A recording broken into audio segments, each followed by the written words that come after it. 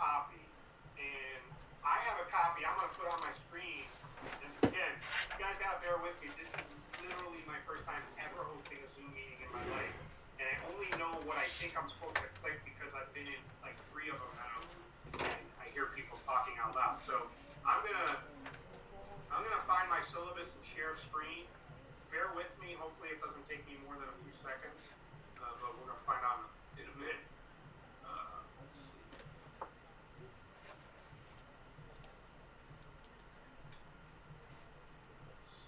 All right.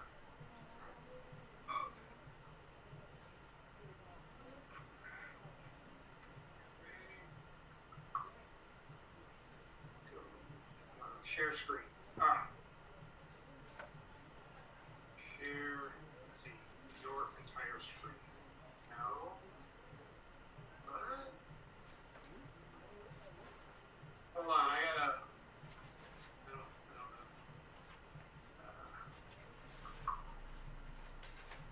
Maybe I need to do it this way. Okay. Hold on. I might need to adjust the screen size.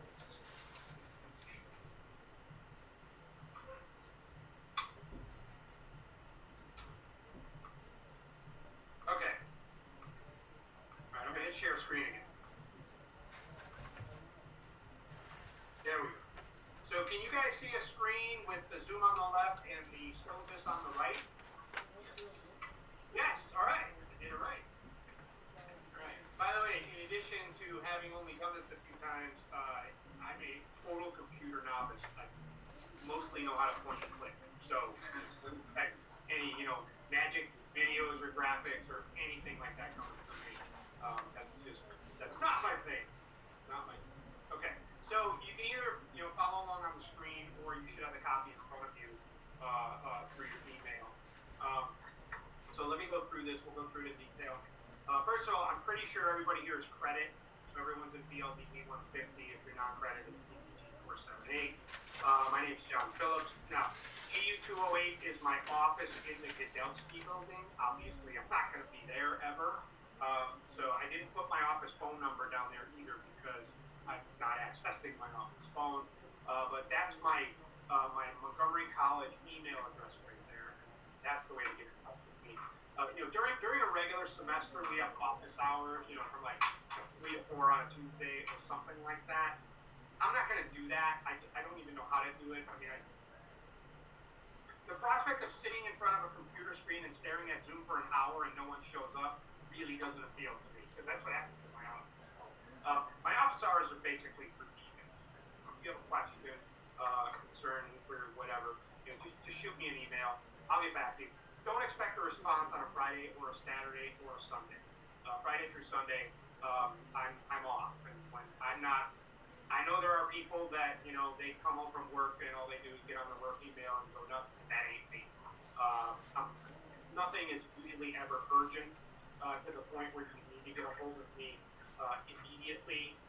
So it's never been an issue in the past. All right. So just, shoot me an email, and I will. I have classes Tuesday, Wednesday, and Thursday. So I'm usually going to be on, at least at the computer in my email those days. And then probably Monday also. So those are the 4 days that I'm really accessible. The class is scheduled to be. So you probably noticed that so to take this one class, you have to sign up for 2 courses, 2 sessions. You signed up for BLDG 150, which was the lecture, which I believe goes from 5:10 to 6:50, I think it is. And then you signed up for BLDG 150L, which goes from 6:55 to 10:15. Obviously, that schedule and those times apply to a normal scenario, which this is not. Okay. I learned a lot about Zoom today, but I learned today that Zoom will not start at 5:10 for example. It can only start on a half hour. So I either had to start it at 5 or start it at 5:30. I'm gonna assume, and I think I'm probably right. Most of you, or at least many of you, probably have daytime jobs, and maybe getting on Zoom at 5 is cutting it a little too close. You weren't expecting to be on there until 5:10. So we're just going to start the class every day at our Zoom lectures, we'll just start them at 5:30. Okay, everybody got the Zoom invitation. My understanding is that every week you just click on the same link and you end up in the meeting. So you're not going to need to get a regular email from me with any kind of Zoom access. Okay, so you have what you need in order to get into the meetings. So the rooms here, GU 236 and GU 244. GU 236 is normally our lecture room that we use. And it's just a couple doors down and across the hall from GU 244, which is our lab space. That's where we do all the work. However, because of social distancing, if anybody has seen GU 244, walk past it, it's probably the smallest lab space in the building. It's even smaller than, well, maybe it rivals TT 102 in the carpentry lab.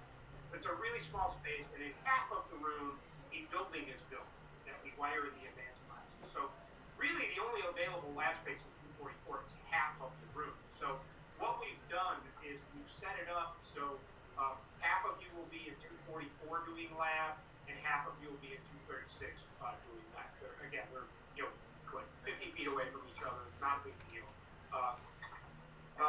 You'll see, when we do our first lab, I'll give you the tour. We'll go through the motions, and I'll explain everything. Normally, what we do is we have two people work as partners on what we call a work board.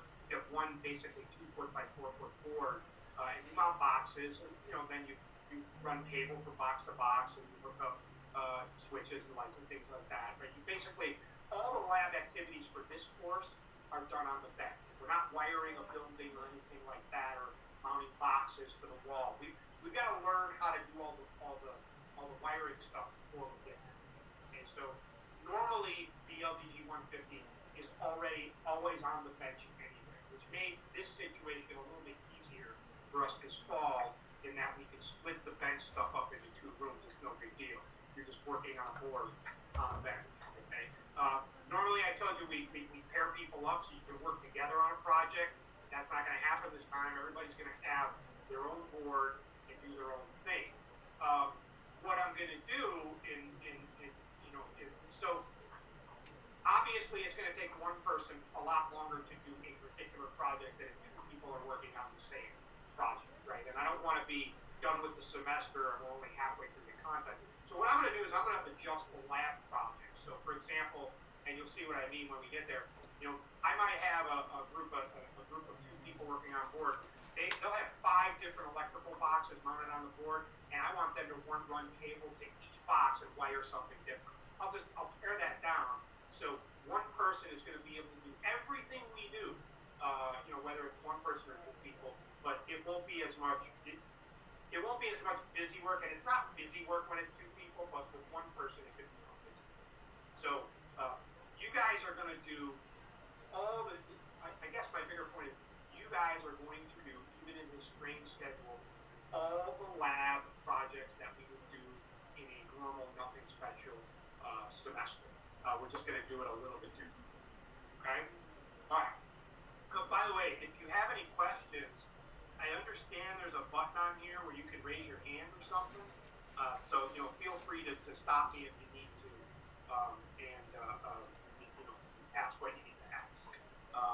Okay, so I'm going to read some of this and then talk about it. So this course is the first course in a series covering the topic of electrical wiring. So FYI, there's another course after this called BLDG 250, which is residential electrical wiring, which is a more advanced course.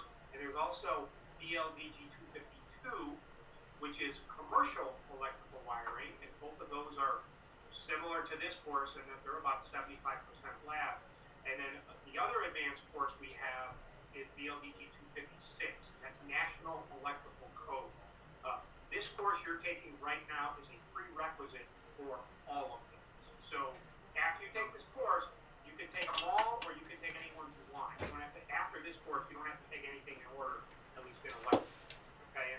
And by the way, all 3 of those courses that I just mentioned, in the evening we offer them every spring. So they'll be offered the upcoming spring.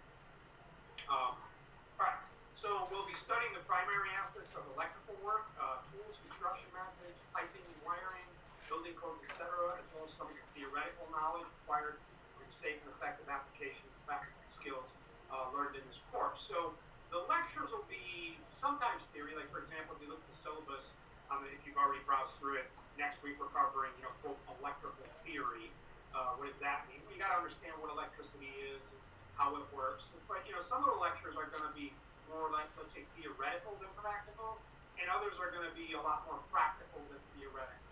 For example, this is this type of box, and this is what it's called, and this is what it's used for. And if you look at article so-and-so in the NEC, you'll see the rules associated with that kind of thing. So lecture is going to be kind of a mixture of both theoretical and at least verbally practical stuff. And then obviously some, at much of, not 100%, but much of what you hear in the lecture, you're going to go ahead and apply in class. Okay? All right. 3 primary components. Lecture, which is always going to be Zoom unless the college changes the rules. Hands-on training, your lab stuff, and exams. You're responsible for following the lecture, which may involve some discussion, and by that I mean, ask a question if you're unsure about something. I may ask you a question and see if you guys can bounce things off each other, that kind of thing. Okay? A lot easier to do in person, but we'll make it work. If something's not clear or understandable, you're responsible for asking questions or requesting clarification. Okay? For example, I guarantee this is going to happen this semester, and I'm not doing it on purpose. I'm just in my mode. Probably at some point during the semester, probably maybe today, probably next week, I'm going to use a term in a context that if you don't know what the term means, it doesn't make sense to you. Electrical talk is a second language to me. So when I use those terms, I'm not always to kind of catch myself and say, oh, wait a minute, so-and-so doesn't know what that term means. I may need to step back and explain it to them so they understand what I'm getting at. When I do that, and I don't do it a lot, but I'll do it, when I do that, somebody's got to stop me, okay? Because if you're hearing that term for the first time and you don't know what it means, trust me, even though other people might be silent, they probably heard it for the first time too, and they need to know it as well, okay? Now, let me give you an example. There's not one over there. So, you know that thing that you plug, like you plug your TV into the wall, or you plug your computer charger, or you plug your whatever into the wall? What's that thing called? Outlet. Okay, outlet. Anything else? Plug. Plug? Okay. Pocket? Okay. Socket. Any others? Receptacle. Receptacle? Okay. Receptacle outlet? Michael put up? Yeah, okay. So this is a good example. If we were to, for example, go to the NEC, which is the National Electrical Code. If I haven't said this, I probably should.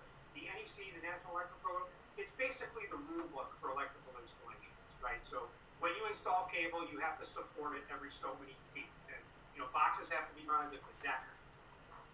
So if you were going to go into the National Electrical Code, because you had a question about outlets, and you decided to look through the code and find the word outlet, and whenever I find the word outlet, I'll know that that's what I need to be looking at, you'd be wrong a lot of the time.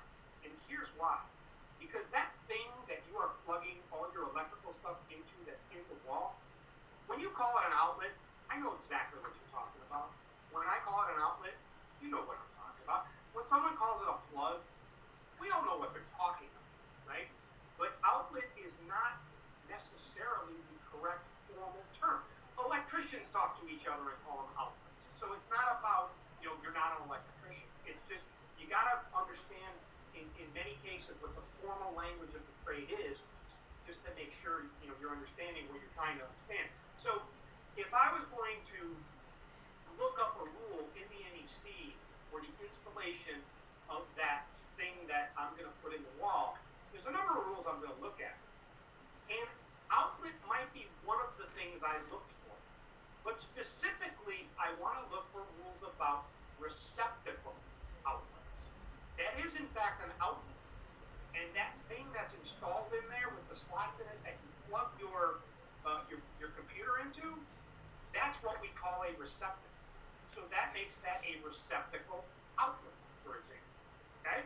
Now let me give you the definition of an outlet according to formality. An outlet is any place in the electrical system where electricity is used, which means wherever I just realized half of my face probably been like that the whole time. So anyway, any point in the electrical system where electricity is utilized or used. Now, when you plug your TV into that receptacle outlet, are you using electricity at that point in the electrical system? Are you drawing electricity at that point? Sure you are, right? You're taking it out of the wall and feeding it into your TV so your TV works.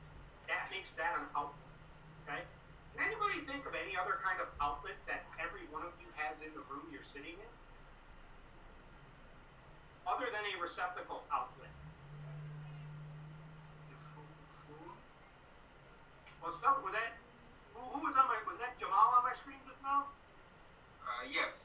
Yeah, what'd you just do? I looked up at the light. Yeah, you looked at a light, right? You know why? Because that is a lighting outlet. So when you do use the term outlet, you might be talking about the thing in the wall, or you might be talking about the light in the ceiling, or the light on the wall, or wherever the light happens to be. So outlet can mean different things in formal electrical language. That light fixture that's mounted on your ceiling, is that a point in the electrical system where electricity is being used? Absolutely, right? It's taking that electricity, sending them into your light bulbs and giving you light, okay? What about the switch that controls that light? Is that an outlet? Yeah. Yeah, the answer is no. No. And you guys don't know about switches yet, but you will. And once you understand how a switch works, which we're not getting to that today, but I'm going to just kind of leave you hanging and probably, hopefully, pick enough you guys curious that I'm going to look that thing up as soon as he gets on, right? That's cool, that's fine. But when we talk about what a switch is and how it works, you'll understand why the term outlet doesn't quite fit when we're talking about a switch, okay? So I'm just going to leave you hanging with that for now. All right. So, okay, so anytime, and I'm going to try to, make sure that when and I'm going to use all kinds of new terminology. I'm going to use electrician speak with you guys, and, I'll tell you what it means, and I'm going to expect you to talk back to me that way. So, if you tell me, if week 7, and you're saying, hey, I forgot how to hook up that plug with the holes in it, I'm just going to ignore you, because that's not, nobody calls it that, right? So, it's hard to get into kind of formal electrician speak when you and I, or when you with each other are communicating. Okay. All right. So the lecture classes will require that you read pre-assigned material. Asterisk. I'll talk about that in a second. You'll be expected to join the discussions. We'll pose any questions that are not clear in the reading. In addition, occasional homework assignments must be completed. They will be part of our discussions. I don't even know why I'm reading this. I'm continuing to read this because this is what I put in all my syllabi. And I'm just now realizing that the next sentence is completely irrelevant because we're not doing a lecture with a 5-minute break followed by a lab. So for the most part, sentence doesn't matter. But the next sentence is absolutely true. You'll discover as we proceed through the semester, especially with the labs, your work will require that you use all the previous knowledge gained to effectively and safely perform the tasks required in the lab sections. Okay? And there's going to be a couple of times when you're going to see videos. We're going to do that during our scheduled lab periods when we're on campus. You guys will watch the videos. Okay. All right, and they're short videos. They're only going to take up a small part of that. So, okay. So let me go back to the beginning of this paragraph. And then, so I said read the pre-assigned material. If you go down further on the page, you see text recommended not required. Okay. So I don't require this book for this course. I don't teach the course according to the book. And if you have the book or look through the book or you go and look at the assigned readings that I have, we're not starting at page 1 and ending at page whatever. I basically bounce around the book and draw the content that I need to teach this course as a reference source. However, we all know that anything that's in that book you can probably find online for free. I don't mean you can find the book for free, but you can find the material.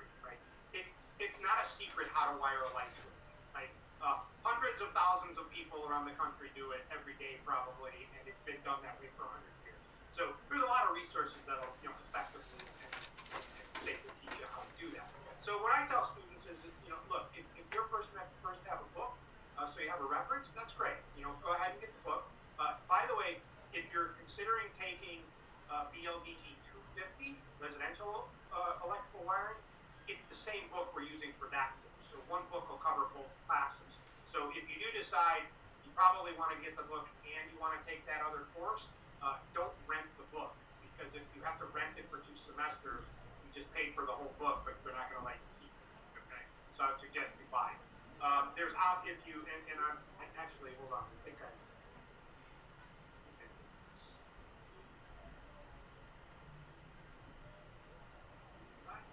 Here we go. You guys see that? The Amazon page? Yes? Yes, okay. So that's what the book looks like. It's called, well, that's the Kindle cover. The paperback, I think, is fuzzy. Yeah, this is what the book looks like. Electrical wiring, residential. Notice it says it's based on the 2017 National Electrical Code. So let me give you another little short lesson here. The National Electrical Code is revised every 3 years. And what year is it now? It's 2020. So the 2020 National Electrical Code is actually out. It's out and it's published. It's on the screen. Anybody know why I'm using the 2017 version?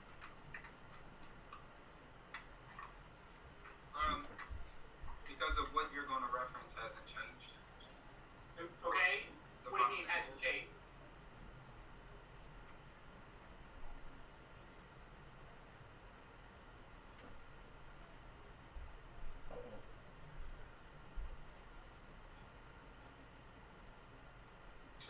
Rule book instead of the 2020 rule book, but it's already 2020. Shouldn't we be using the 2020 for when we do our installations? That's what I'm asking. Anybody know why? What the county's using? Yeah, so right now, Montgomery County is still using the 2017. In fact, they just adopted the 2017 less than a year ago. It's not uncommon. Just because the 2020 comes out, and the 2020 came out in probably October or November of 2019, the actual book came out. Just because the 2020 comes out, or any NEC version comes out, that doesn't mean automatically those are now the rules. The state or the county or the city or whoever the authority is, they have to adopt those rules. So for many, many years, for example, Montgomery County was using the 2008 National Electrical Code. They didn't change to the 20, and then they didn't even adopt the 2011. They had the 2008 Electrical Code for 5 or 6 years there. And then, in 2016, I think it was, they finally switched to the 2014. Okay, so it's all about what the rules are. There are some counties and there are some states that say on January 1st of every year that a new National Electrical Code comes out, that's our rule book. Okay, so it really just depends on your work and where you work, and it can be different in different counties. If you do a job in Montgomery County, you got to follow 2017. If you do a job in Baltimore County, you got to follow 2017. If you do a job in Frederick County, you got to follow 2020. And it's like that all over the state. Okay? In some places, the entire state follows one version. In other places, it depends on the local authority. So just anytime you're working, you got to be aware of what county. If you're in Maryland anyway, you got to be aware of what county you're in and what code book they're following. Okay, but yeah, Montgomery County just adopted 2017 less than a year ago.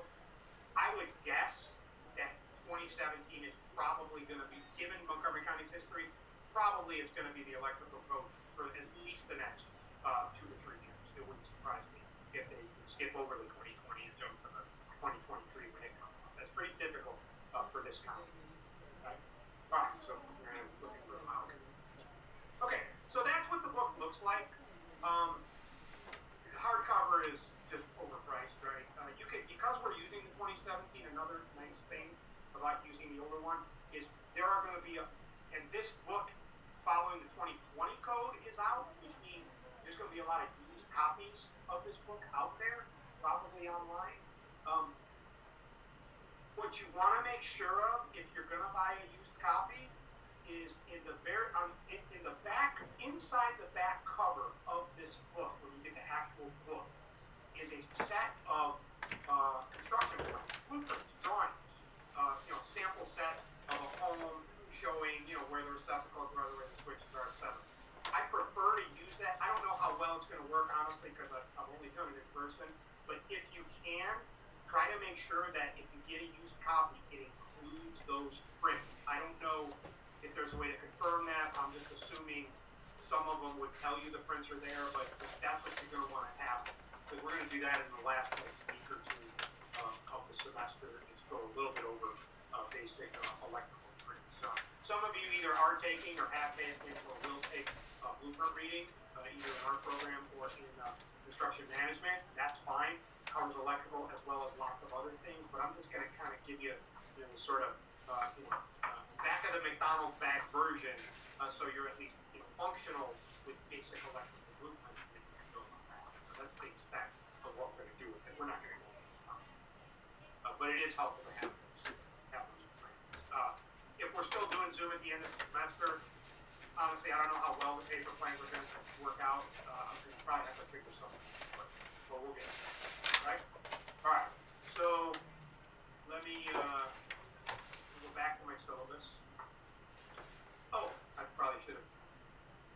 So I put, although not required, a copy of the 2017 NEC is a wise investment, especially if you plan on doing it professionally. As I just told you, probably the county is going to be following 2017 for the next several years. So if you're getting in the trade, it's a good one to have.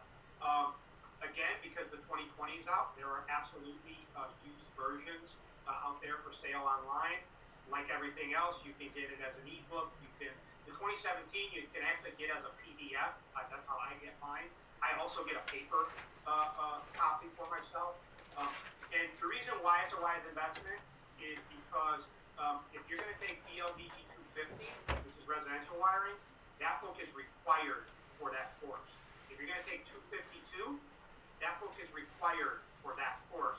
And if you're going to take 256, that book is required for that course. So the National Electrical Code is required for all three of the advanced electrical courses in the program. So if you intend to take those, within the next year in sequence, I guess, then, now wouldn't be a bad time to get it. It's not a pick it up and, pour yourself a beer and sit down and read it kind of book. It's not a novel, right? It's written for electricians. And like I said, with the word outlet, it can get very formal and very technical.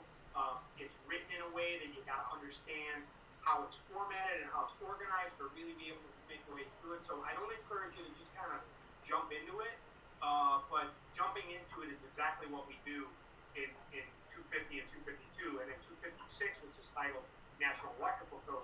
Then we really dive into it and go through the whole book. Okay, so that's going to be coming up. So if you want to think about getting that now, wouldn't be a bad idea. College information. This link right here, what is the, I was going to say, what's the snow policy? Well, I guess that doesn't really matter. We're all sitting at home in front of our computers. But it could happen that on a lab day, there's a snow issue.